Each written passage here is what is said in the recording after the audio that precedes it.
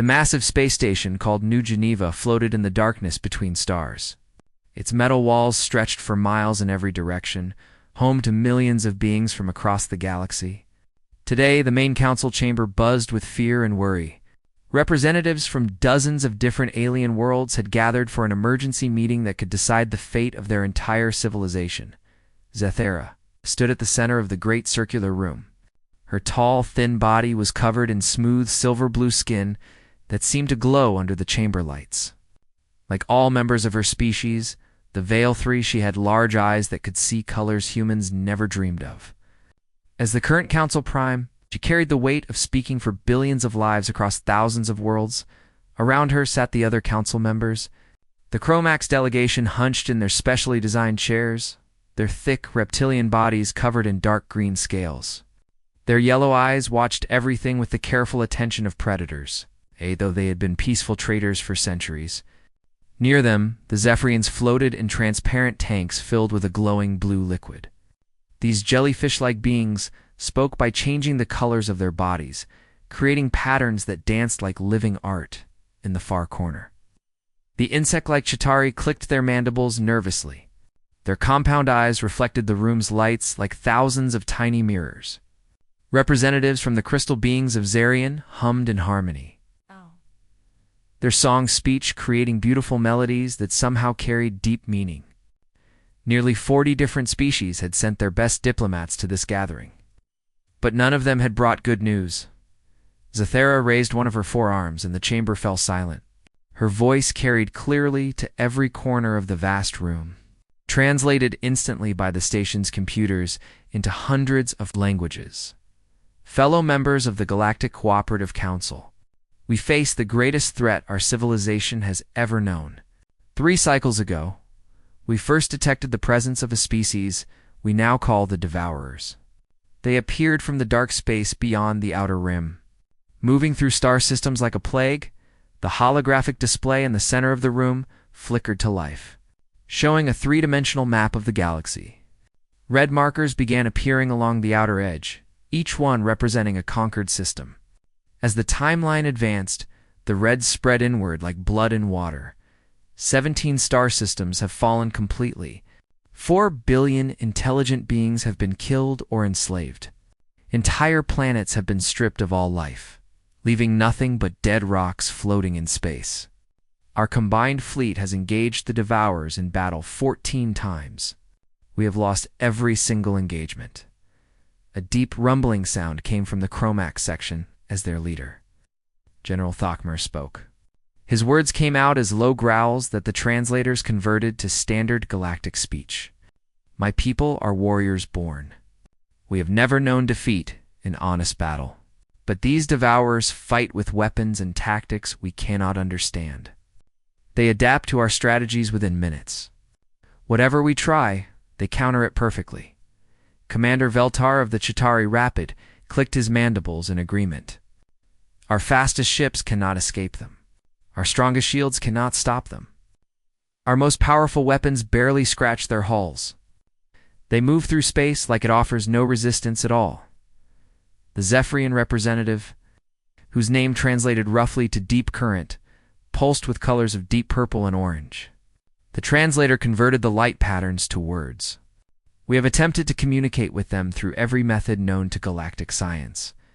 They do not respond to any form of diplomatic contact. They seem interested only in consumption and destruction. Zathera nodded grimly. Our xenobiologists have studied the remains of Devourer technology recovered from battle sites. These beings appear to feed, not just on physical matter, but on life energy itself.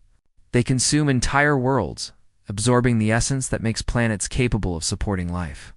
What they leave behind cannot support even the simplest organisms. The chamber erupted in worried conversations as delegates spoke among themselves. Some called for immediate evacuation of the Outer Rim worlds. Others demanded the construction of massive defensive installations. A few suggested sending envoys to negotiate with species beyond the galactic border. Hoping to find allies in the unknown regions of space, Zathera raised all 4 arms again, calling for silence. We have already tried these approaches. Evacuation is proceeding too slowly. The Devourers move faster than our civilian transports. Defensive stations delay them by hours at most before being overwhelmed. And we have no time to seek unknown allies who may not even exist. General Thekmar stood, massive frame towering even over the tall Veil 3. Then what do you propose, Prime? Do we simply wait for death to reach the core worlds? No, Zathera replied. We look to our own archives for solutions we may have overlooked.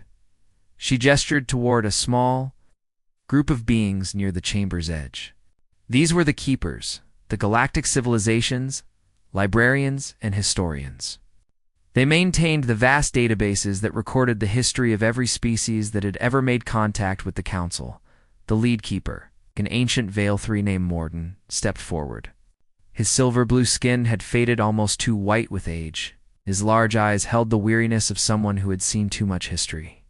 Prime Zathera asked us to search for any species in our records that might pass the military capabilities needed to face this threat. We have found several possibilities, but most are either extinct or have vanished into unexplored space. However, Morden continued, there is one species that matches our requirements. They are relatively young, having achieved faster-than-light travel only 50% of their years ago. But their military record is ... extensive. The holographic display changed, showing a small yellow star with several planets orbiting it. The third planet appeared as a blue and green marble covered in swirling white clouds. The species calls themselves humans. They originate from the world they name Earth, in what they call the Sol System. Our first contact with them occurred 52 galactic cycles ago, when one of their exploration vessels encountered a Chitauri trading ship near their outer planet's commander Veltar clicked nervously. I remember those reports. The humans showed extreme suspicion and hostility during first contact. They demanded to know our intentions and refused to provide information about their military capabilities. Morden nodded. Subsequent interactions revealed why. The humans have spent their entire recorded history engaged in warfare with their own species. Their planet contains hundreds of separate nations, many of which have fought devastating wars against each other. They have developed weapons capable of destroying their entire world, yet continue to build more, the chamber filled with uncomfortable murmurs. Most galactic species had achieved unity and peace on their home worlds long before developing space travel. The idea of a species that continued fighting among themselves even after gaining the technology to leave their planet was disturbing to many council members. The humans submitted a formal application for membership in the Galactic Cooperative Council 37 cycles ago. Morden continued. The application was denied by a vote of 42-3. The official reason given was cultural incompatibility with galactic civilization standards. The real reason was fear of their violent nature. Deep current pulsed with worried yellow and red patterns. Are we truly considering asking these humans for military aid? If they are as violent as the records suggest, how do we know they will not simply replace the Devourers as a threat? General Thekmar growled thoughtfully. Sometimes it takes a predator to hunt another predator. My people understand this principle well. Zathera studied the holographic image of Earth spinning slowly in the chamber's center. Show us their military capabilities. Morden gestured, and the display changed again. Images appeared showing human weapons, vehicles, and battle footage recovered from their public communications networks. The delegates watched scenes of human soldiers fighting in conditions that would kill most galactic species. They saw weapons that used principles many considered barbaric, and tactics that violated numerous galactic conventions on warfare. The humans excel at asymmetric warfare, Morden explained. They fight using unpredictable strategies and show remarkable adaptability under pressure. They also demonstrate an unusual willingness to accept casualties in pursuit of victory. Most concerning to previous evaluators was their apparent enjoyment of combat situations. The chamber fell, silent as delegates processed this information. Finally, Zathera spoke again. The Devourers have proven immune to conventional military strategies. Perhaps what we need is an unconventional military force. I call for an emergency vote on whether to contact the humans and request immediate military assistance. The debate that followed lasted for hours, with passionate arguments on both sides. Some delegates argued that asking the humans for help would be inviting disaster. Others pointed out that without help, there would be no galactic civilization left to protect. When the vote finally came, it passed by the narrowest possible margin, 21 in favor, 20 opposed. Zethara authorized the immediate transmission of an emergency message to Earth's government, requesting military aid against an existential threat to Galactic. The message from the Galactic Council arrived at Earth's Global Defense Command at exactly 0347 hours. Mountain Standard Time. The massive underground facility buried deep beneath the Colorado Rocky Mountains had been built to withstand nuclear war, asteroid impacts, and alien invasion. Today it would serve a different purpose entirely. General Kate Murphy sat in her office 3 levels below ground, reading the translated message for the 4th time. At 52 years old, she had more combat experience than any other officer in Earth's military. Her face bore scars from the Mars colonial wars, where she had led ground forces against separatist rebels in the Red Planet's underground cities. Her left arm had been replaced with a cybernetic prosthetic after a mining dispute in the asteroid belt turned violent. The message was clear enough. An alien species called the Devourers was destroying entire star systems. The galactic government had suffered repeated defeats. They needed military help, and they needed it immediately. What made Kate smile grimly was the final line of the message. "We understand your species has extensive experience with warfare." She pressed the communication button on her desk. "Get me President Harrison on the secure line. Priority Alpha." Within minutes, the wall screen flickered to life, showing President Robert Harrison in the White House Situation Room.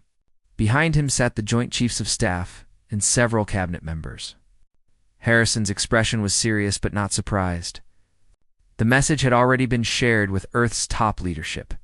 "General Murphy," Harrison said, "I assume you've reviewed the alien request for military assistance?" "Yes, sir." "My initial assessment is that this represents the greatest opportunity in human history." Secretary of Defense Patricia Williams leaned forward. "Opportunity. These aliens are asking us to fight a war against an enemy that has defeated their entire deep civilization." Kate's scarred face showed no emotion. "With respect, Madam Secretary, these aliens have never fought a real war. I've studied their historical records since we made first contact. Most galactic species achieved peace on their homeworlds thousands of years ago. They have no concept of total warfare." Admiral Frank Torres, chairman of the Joint Chiefs, nodded slowly. "The general has a point. Their idea of military conflict involves formal battles between organized fleets. Rules of engagement. Minimal civilian casualties. They fight wars like sporting events. What are you suggesting?" President Harrison asked Kate, stood and walked to the large tactical display that covered one wall of her office. "Sir, they rejected our application for galactic membership because they said we were too violent, too unpredictable, too dangerous for civilized space. Now they want our help precisely because of those qualities." She touched the display. It showed a star map of the galaxy with the Devourer expansion highlighted in red. These Devourers have adapted to conventional military tactics. They can counter organized fleet movements and standard weapons systems, but they've never faced human warfare. President Harrison was quiet for a moment. "What kind of response are you proposing?" "Full mobilization, sir. Not just our regular military. I want volunteers from every combat unit we have. Special forces, Marines, even reformed criminals with military training. This is a chance to show the galaxy what humans can do when we're not holding back." The president looked troubled. "General, we're talking about representing humanity to an entire galactic civilization. Shouldn't we send our best people? Our most disciplined units?" Kate's smile was cold. "Sir, our best people are exactly who I'm talking about. The aliens want angels to save them from the Devourers. We're going to send them something much more effective." 3 days later, recruitment centers across Earth were overwhelmed with volunteers. The news networks had broken the story within hours of the government's announcement. Humanity had been invited to fight in a galactic war. The response was immediate and massive. At the New York Recruitment Center, Staff Sergeant Tony Martinez processed applications from a line that stretched for 6 city blocks. A former gang member from Detroit sat next to a retired Navy SEAL. Corporate security specialists filled out forms alongside. Underground fighters from the lunar colonies. Every branch of Earth's military services was represented, along with thousands of civilians with combat experience. "This is incredible," Martinez told his assistant. "We've processed over 2,000 applications today alone, and they're all qualified." What surprised many observers was the type of people volunteering. These weren't idealistic young soldiers looking for glory. They were hard men and women who had seen combat in Earth's many conflicts. Veterans of the water wars in Africa. Survivors of the gang conflicts that had torn apart several major cities. Former miners who had fought claim jumpers in the asteroid belt. People who understood that sometimes violence was the only solution to a problem. Commander. Jake Sullivan reviewed volunteer files at the Colorado Springs facility. At 41, he was a legend in Earth's Special Forces community. His service record included operations on every inhabited world in the solar system. He had cybernetic enhancements that improved his reflexes and allowed him to interface directly with military computers. Most importantly, he had never lost a mission. His second in command would be Captain Lisa Chin, a woman whose background would have shocked the Galactic Council. She had grown up in the underground fighting circuits of Luna City, where combat was entertainment and losers often didn't survive. After joining the Colonial Marines, she had developed a reputation for creative solutions to tactical problems. Her methods were effective, but rarely appeared in official military manuals. "Sir," Lisa said, "reviewing the volunteer lists, we have over 50,000 qualified applicants for the first wave. How do we choose?" Jake's answer was simple. "We take the ones who understand what we're really going there to do. The aliens want us to fight their war for them. But we're not going to fight it their way." The selection process took 2 weeks. Psychological evaluations focused not on stability but on adaptability under extreme stress. Combat assessments tested improvisation rather than following standard procedures. The final roster included soldiers, Marines, pilots, engineers, medics, and specialists from dozens of different fields. What they all shared was experience with warfare that didn't follow rules. Danny Rodriguez had learned demolitions work during the Detroit reconstruction, where old buildings had to be brought down safely while people still lived in the surrounding areas. His techniques involved precise placement of explosives and perfect timing. The fact that he had also used these skills against criminal organizations was noted in his file, but not considered disqualifying. Amy Thompson came from a family of hunters in rural Montana. She had been shooting since she was 5 years old and held marksmanship records on 3 different worlds. Her military service included long-range reconnaissance missions where she had spent months alone behind enemy lines. She understood patience, precision, and the psychology of fear. Dr. Kevin Park was the only non-combatant selected for the first wave. As a xenobiologist, his job would be studying Devourer physiology to identify weaknesses. His previous work had involved developing biological weapons for use against Earth's various enemies. The Galactic Council would have been horrified to learn that humans had such weapons. But Kevin considered them just another tool. The ship that would carry Earth's first military force to galactic space was called the Terra's Wrath. Originally designed as a heavy cargo vessel, it had been hastily converted to military transport. The modifications would have violated several galactic treaties on weapons systems. But Earth had never signed those treaties. As the volunteers boarded their ships at orbital stations around Earth, news networks showed scenes that captured the mood perfectly. These were not clean-cut soldiers marching in formation. They were hard people who had survived Earth's many conflicts and were now ready for something bigger. Many carried personal weapons that were illegal in most of Earth's civilized areas. Others showed visible scars, cybernetic implants, or tattoos that told stories of battles fought and won. Jake Sullivan stood on the bridge of the terrace, wrath as Earth fell away behind them. His crew of 300 represented every type of warfare specialist humanity had produced. They were heading toward a galaxy that had rejected humanity for being too violent. Now that same galaxy was begging for their help, Lisa Chen joined him at the observation window. Think they know what they're asking for, Commander? Jake's expression was grim.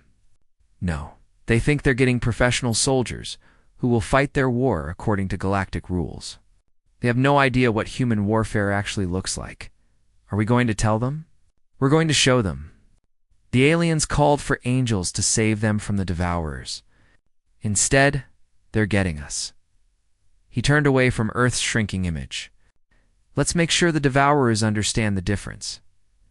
As the Terra's Wrath engaged its faster-than-light drives and headed toward the war zone, similar ships launched from orbital stations around the solar system.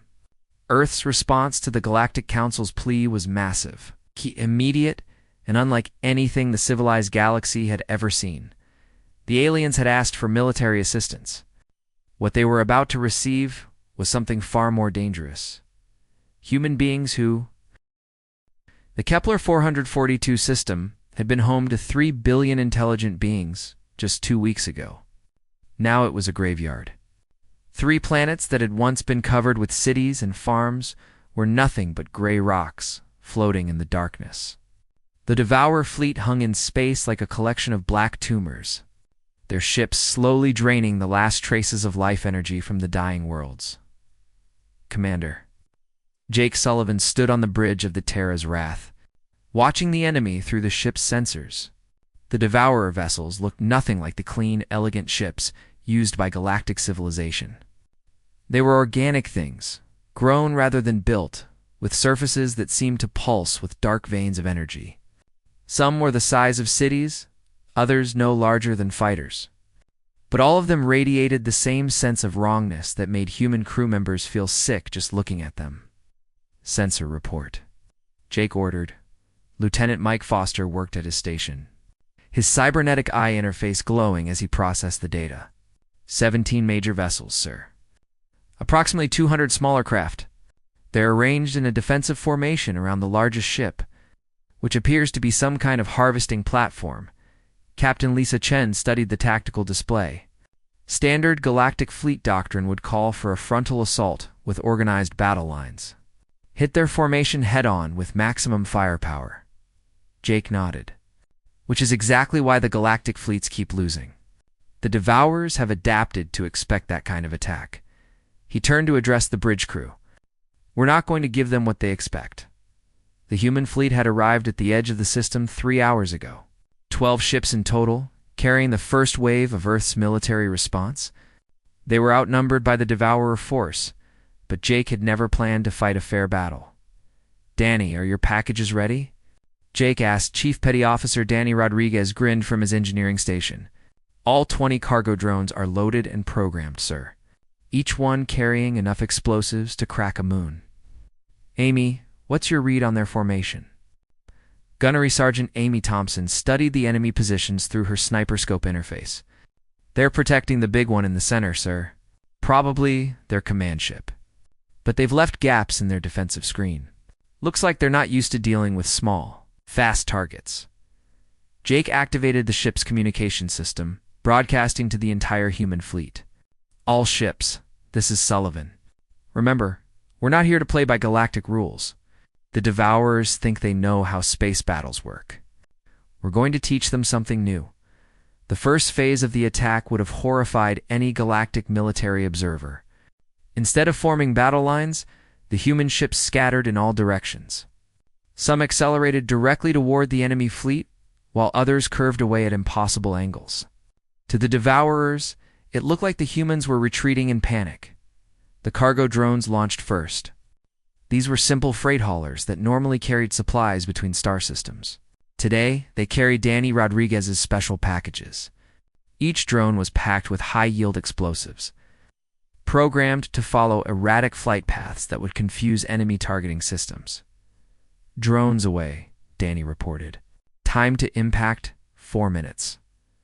The Devourer fleet reacted exactly as Jake had hoped. They focused their weapons on the largest human ships, treating them as the primary threat. Their organic vessels shifted, positioned to intercept what appeared to be a desperate charge by the Terra's Wrath and 3 other heavy ships. What they missed were the STE, smaller human vessels that had split off in different directions. These ships carried the real attack force, boarding pods filled with Earth's most dangerous soldiers, waiting for their chance to get close to enemy ships. "Contact in 30 seconds, Lisa reported from her assault ship. Her team of 40 Marines was crammed into a vessel designed for cargo transport. They wore full combat armor and carried weapons that would have been banned on most civilized worlds. The first cargo drone reached the Devourer formation, exploded with the force of a nuclear weapon. Then the second, then the third. In the space of 20 seconds, 17 explosions tore through the enemy defensive screen. The Devourers had never experienced anything like it. Their adaptive technology worked by analyzing enemy weapons during battle, but there was nothing to analyze about human explosives except raw destructive power. "Go, go, go," Jake ordered. The boarding ships shot forward through the gaps created by the explosions. These vessels were too small for the Devourer sensors to track accurately, and their pilots flew with a recklessness that no Galactic pilot would attempt. They weaved between enemy ships, using the chaos of the explosions as cover. Lisa's ship slammed into the side of a medium-sized Devourer vessel with enough force to crack both hulls. Before the enemy could react, our Marines were cutting through the breach with plasma torches and pouring into the alien ship. The interior of a Devourer vessel was like nothing in human experience. The walls were alive, pulsing with organic rhythm. The air was thick with a sweet smell that made the Marines feel dizzy. Worst of all were the crew members themselves.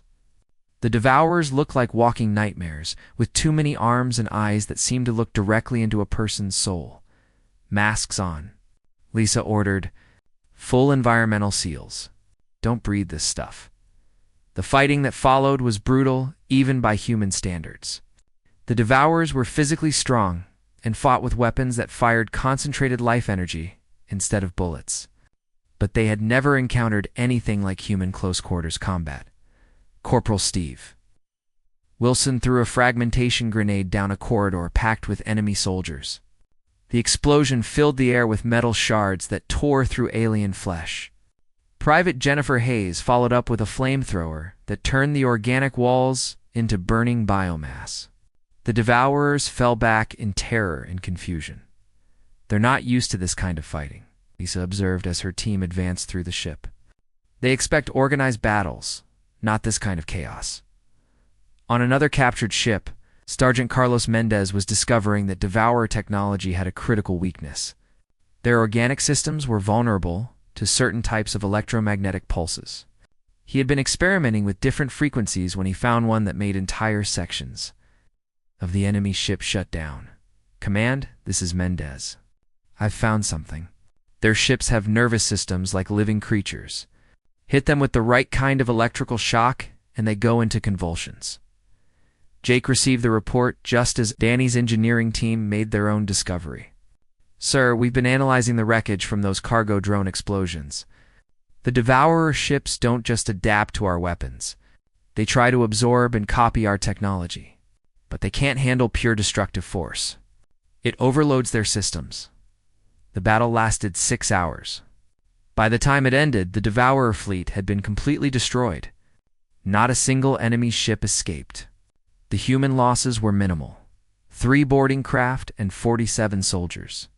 For the first time since the Devourers had appeared, a major enemy force had been wiped out. But the real victory was psychological. Amy Thompson had managed to capture several enemy crew members alive during the boarding actions. Under interrogation, they revealed something that shocked even the hardened human soldiers. The Devourers were afraid. "They've never experienced fear before," Dr. Kevin Park explained as he studied the prisoners. "Their species evolved as the dominant predator in their region of space. Nothing had ever successfully fought back against them. They don't know how to handle the emotion." Jake stood in the ruined remains of a Devourer command ship, studying the alien technology that had been adapted to copy Galactic military systems. "Send a message to Earth Command. Tell them the enemy can be beaten, but we need to do this our way, not theirs."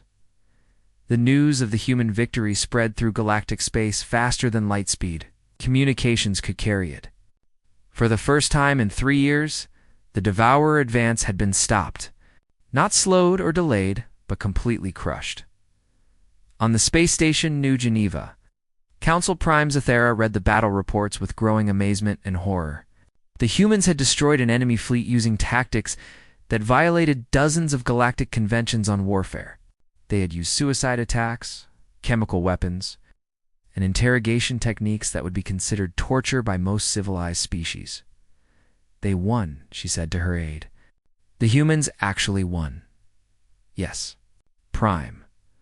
But the methods they used, ... double quotes. The aide's voice trailed off as he reviewed the full report. Zathera studied the tactical analysis prepared by galactic military experts. Every human action had been effective, but none of it followed accepted rules of engagement. They fought like the Devourers themselves, with no regard for conventional morality. Send a message to the human fleet, she decided. Tell them the Council is grateful for their victory and requests a full report on their tactical innovations. What she didn't say was that the Council now faced a new question. They had asked for angels to save them from the Devourers. Instead, they had received demons who fought with methods that terrified their own allies. The demons were winning, but at what cost to galactic civilization? In space near the ruins of Kepler 442, Jake Sullivan prepared his forces for the next battle. Reports were coming in of other Devourer fleets throughout the galaxy. Earth was sending more ships and soldiers every day. The war was far from over. 6 months after the first human victory, the war had taken a dark turn that no one in the Galactic Council had expected. Reports flooded into New Geneva from across the Outer Rim, but these were not the celebration messages they had hoped for. Instead, they read like horror stories that made even hardened military officers feel sick. General Kate Murphy arrived at the war zone aboard the battleship Earth's Hammer, bringing with her the largest human military force ever assembled. 50,000 soldiers, marines, and specialists spread across 200 ships. She also brought new weapons that pushed the boundaries of what civilized species considered acceptable in warfare. Her first stop was the Vega system, where Commander Jake Sullivan had established a forward command base. The planet below had once been a Devourer colony, world with a population of over 1 billion enemy civilians. Now, it was a smoking ruin that would not support life for the next 1,000 years, Kate found. Jake, in the command center he had built in the ruins of what used to be the planet's capital city. The air was thick with ash and the smell of burned organic matter. Radiation readings were dangerously high. The human soldiers moved through it all wearing protective gear and expressions of grim satisfaction. General Jake said, saluting as she entered. Good to see you made it. Kate returned the salute and looked around at the devastation. Report, Commander. What happened here? We discovered this was a Devourer breeding world, ma'am. Intelligence estimates suggest they were raising approximately 10 million young. Each one would have grown up to consume entire star systems if we had left them alive. Kate studied the tactical displays showing the assault on the planet. And you decided to sterilize the entire world? Yes, ma'am. Captain Chen led the ground assault while Lieutenant Rodriguez handled the orbital bombardment. We used a combination of nuclear weapons, biological agents, and something Rodriguez calls planet crackers. Took 3 days to make sure nothing survived. The door opened and Lisa Chen entered, still wearing her combat armor.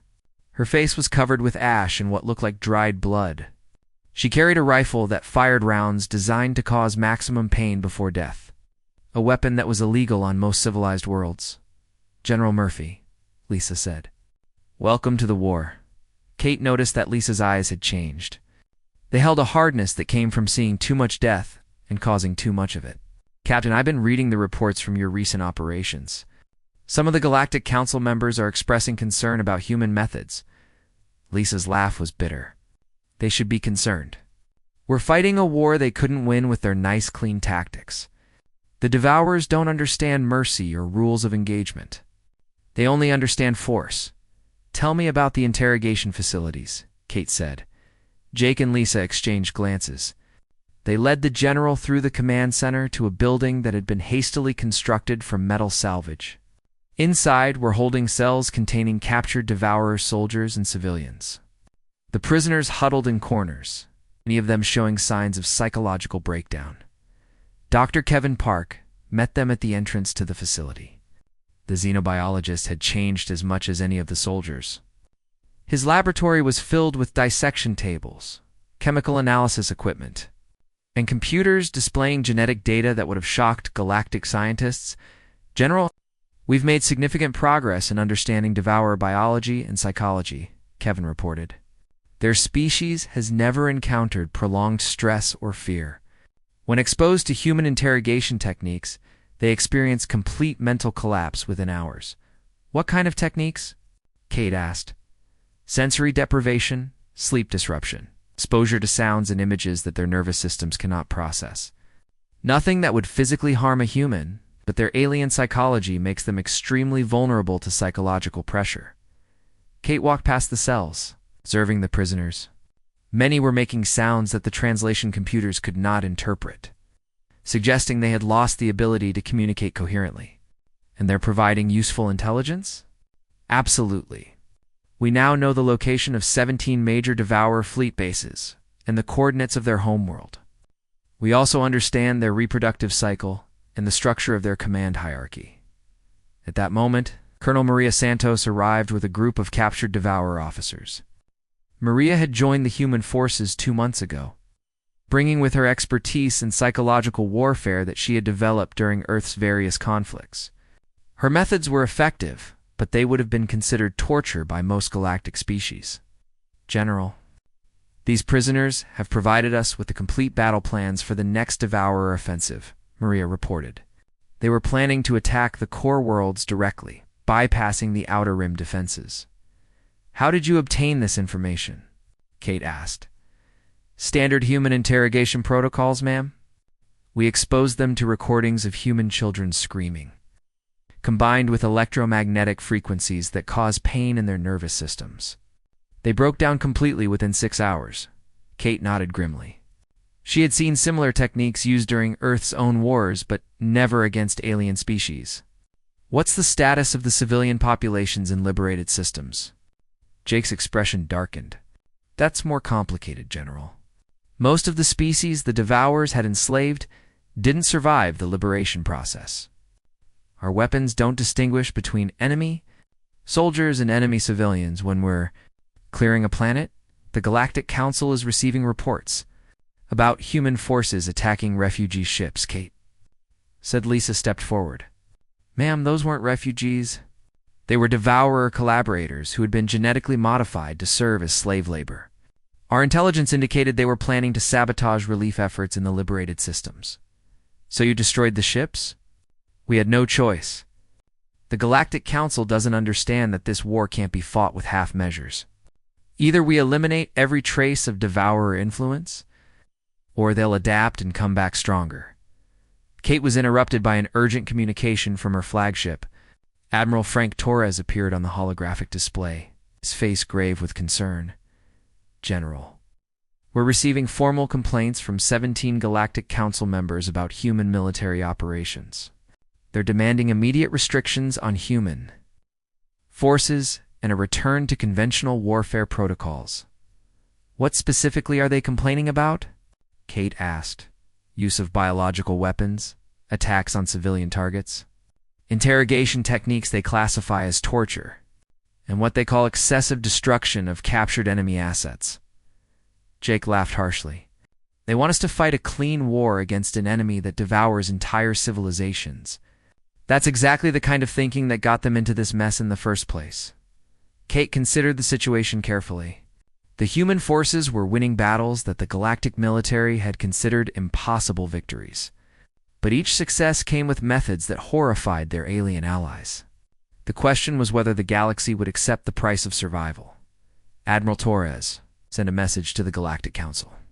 Tell them that human forces will continue to operate according to human military doctrine. If they want a different kind of war, they can fight it themselves, ma'am. They're threatening to withdraw their support for human operations. Let them. We don't need their permission to save their civilization. The communication ended. And Kate turned back to Jake and Lisa. I want a full assault plan for the Devourer homeworld. Bring me everything we know about their military capabilities, population centers, and strategic resources. Lisa smiled grimly. General, we've been working on those plans for 3 months. It's going to be the largest military operation in human history. Good. It's time to end this war. Permanently. As Kate reviewed the assault plans, reports continued to arrive from across the galaxy. Human forces had achieved total victory in every engagement, but the methods they used were creating new problems. Entire star systems were demanding human protection, while others were calling for human forces to be expelled from galactic space. On New Geneva, Council Prime Zathera met with her senior advisors to discuss the human problem. The species they had called for help was winning the war, but at a cost that threatened to destroy everything galactic civilization stood for. "They're saving us," she said to her aide, "but they're changing us in the process. Every world they liberate becomes more like Earth, more violent, more willing to use force as a solution to problems. Should we ask them to modify their methods?" The aide asked. Zathera looked at the latest casualty reports. Human forces had suffered fewer than 10,000 casualties while destroying Devourer fleets that numbered in the millions. "No, we made our choice when we called them for help. Now we have to live with the consequences." The war was almost over, but the real challenge was just beginning. The galaxy would survive the Devourer threat, but it would be a different place when the humans were finished with it. 1 year after the final battle at the Devourer homeworld, the galaxy was at peace for the first time in 4 years. But it was not the same galaxy that had existed before the war began. The changes were visible on every world, in every system, and in the eyes of every survivor who remembered what the universe had been like before humans arrived to save them. Admiral Jake Sullivan stood on the observation deck of his flagship, the Terran Justice, orbiting the planet that had once been the Galactic Council's headquarters. New Geneva Station still existed, but it was no longer the center of galactic government. That honor now belonged to the massive military base that human forces had constructed in the same system. The base was called Fort Liberty, and it represented everything the old galactic civilization had tried to avoid. It was a fortress designed for war, manned by soldiers who understood that peace was something you earned through strength. Ships came and went at all hours, carrying human military advisors to worlds that had requested protection, and bringing reports from the thousands of systems. Now, under human security, Jake reviewed the daily intelligence briefings with the same careful attention. He had given 2 battle plans during the war.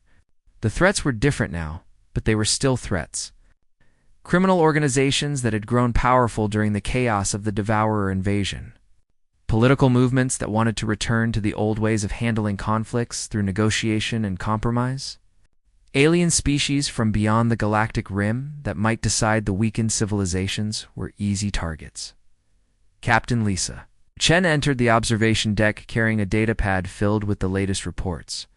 Her uniform now bore the insignia of a planetary governor, a position the Galactic Council had created specifically for human administrators who could maintain order on worlds that conventional government could not control.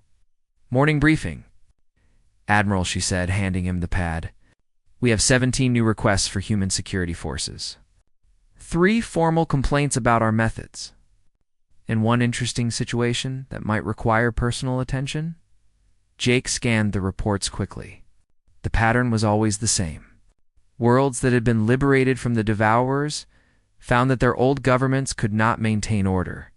Crime rates soared. Political factions fought each other instead of working together. Economic systems collapsed under the strain of rebuilding. Then human administrators would arrive with human solutions. Law enforcement that actually enforced the law. Justice systems that punished criminals instead of trying to understand them. Economic policies that rewarded productive work and punished laziness. Within months, these worlds would be safer, more prosperous, and more stable than they had been in decades. They would also be more like Earth. With all that implied, "Tell me about the interesting situation," Jake said. "It's the Andorian system. They were one of the first worlds to request human protection after the war ended. Governor Chen has been running things there for 8 months. By all measures, it's been a success story." Jake knew the statistics. Crime had dropped by 90%. Economic productivity had increased by 40%. The population had access to better healthcare, education, and infrastructure than they had enjoyed before the war. But there was always more to the story. What's the problem? The original Andorian government wants their authority back. They're claiming that human rule violates their cultural traditions and planetary sovereignty. They've filed a formal petition with the Galactic Council. Jake smiled grimly. This was the same argument they heard on dozens of worlds. Species that had begged for human help during the crisis now wanted that help to go away once the immediate danger was past. They wanted the benefits of human protection without accepting the costs of human methods. What does Governor Chen recommend? She says the Andorians can have their government back anytime they want. But human security forces will be withdrawn at the same time. No protection, no human involvement, complete independence, and the Andorian population is split 50-50. Half want independence, half want to keep human governance. The half that wants independence is mostly the old political class that lost power when we took over. The half that wants us to stay includes most of the working population. This was the central problem facing the post-war galaxy. Human methods worked. Human-administered worlds were safer, more prosperous, and more stable.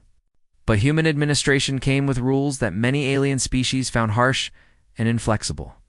There were no exceptions for cultural traditions that conflicted with public safety. No tolerance for corruption or incompetence. No negotiation with criminals or terrorists. Jake's communication system chimed. With an incoming message from Earth, General Kate Murphy appeared on the holographic display. Calling from her office in the Global Defense Command, Admiral, I hope you've seen the latest reports from the Galactic Council session. Not yet, General. What's the situation? Kate's expression was serious. Council Prime Zathera gave a speech yesterday that's being called the most important address in galactic history. She's calling for a formal vote on humanity's role in galactic affairs. Jake felt a familiar tension in his chest. What kind of vote? Whether human military forces should be granted permanent authority to maintain galactic security, or whether they should be restricted to defensive operations only. The implications were enormous. If the vote passed, humanity would become the official peacekeeping force for the entire galaxy. Human law would become galactic law.